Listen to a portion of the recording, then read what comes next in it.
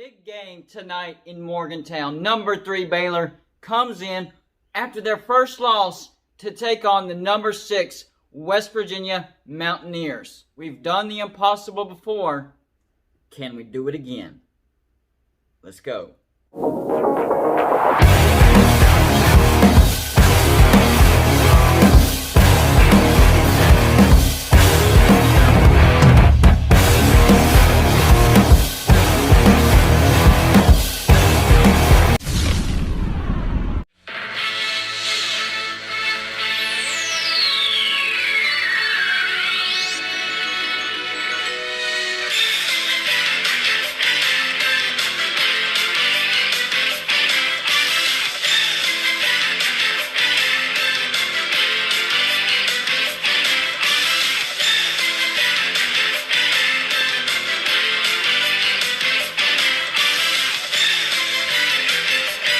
What's going on, everybody? It's me again, Golden and Blue Dude. If you haven't already, go ahead and hit that like and subscribe button. I do videos every single day, sometimes college football and sometimes college basketball. The best way to support this channel and get more of my content, hit that subscribe button. Big game tonight in Morgantown. First of all, Baylor has a chance to win the Big 12 outright if they beat West Virginia. But if West Virginia beats Baylor, wins out, Baylor loses out, then West Virginia has a chance. So the deck is stacked against West Virginia as far as winning the regular season Big 12 title. But at least they can play spoiler for tonight.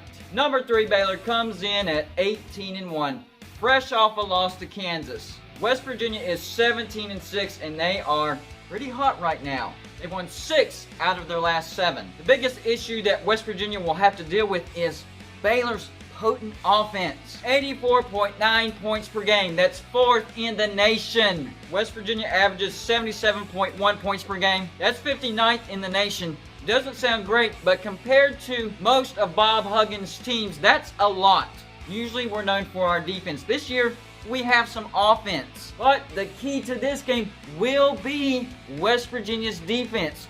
Why did Baylor get beat by Kansas? Because Kansas's defense didn't allow Baylor to score. They were only 34.8% from the field, talking about Baylor, and just 23.1% from 3 points. So if West Virginia wants to win this game, we're gonna have to play some defense. Because if the Bears can shoot like the way they are capable of shooting, West Virginia will not be able to keep up.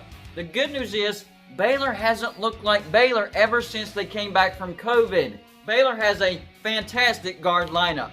Jared Butler, he averages 16.4 points per game, 48% from the field, 43% from 3-point.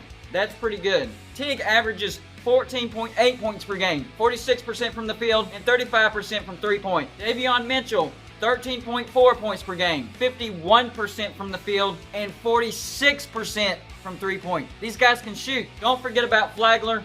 10.8 points per game, 48.5% from the field, and 42.5% from 3-point. And Baylor has a really good bench. This game comes down to bench support. West Virginia could be in trouble. For West Virginia, the main guy is Miles McBride. 15.5 points per game, 42.8% from the field, and 42.9% from 3-point. Can't forget about Derek Culver, averaging a double-double, 15 points per game, 10 rebounds a game, 49.6 from the field. Taz Sherman, we need him to have a good game. 13 points per game, 41.1 from the field, and 36% from 3-point land. Sean McNeil, he has been a nice surprise this year. 11.7 points per game, 40.8% from the field, and 39.6% from 3-point.